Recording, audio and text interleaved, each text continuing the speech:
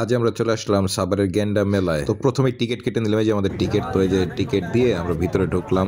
তো ঢুকেই দেখি বিশাল মেলা। একদম ভিতরে ঢুকে বুঝলাম যতটুকু বাইরে থেকে বড় মনে হয় ততটুকু বড় না মেলা। আর মেলার নাম দেওয়ার দরকার ছিল মেয়েদের জুয়েলারি মেলা। এইসব দেখলে মেয়েদের মাথা নষ্ট হবে না কেন বলেন? যাই হোক, বাচ্চাদেরও খেলার জায়গা আছে, যে বাচ্চারা খেলতেছে। তবে আমরা দেরি করে যাওয়াতে হয়তো নাগরদোলনা বন্ধ ছিল। তো হাঁটতে হাঁটতে ঘুরতে ঘুরতে অবশেষে পেয়ে গেলাম বক্সার। যাই হোক, অবশেষে খেলার মতো একটা জায়গা পেয়ে গেলাম। জিহাদ আর আমি এটা ট্রাই করে মেলার ভিতরে একটু হেঁটে দেখতেছিলাম, আর দেখি যে একই অবস্থা, নৌকায়ও মানুষ নেই, নৌকা বন্ধ। চারিদিকে দেখি জুয়েলারি শপ, আর ওইটার মধ্যেই মানুষের যত ভিড়। যাই হোক, শুনতেছি 16 ডিসেম্বর এটার শেষ দিন। শুক্রবারের 16 ডিসেম্বরে এটা জাঁকজমট হয়ে উঠবে।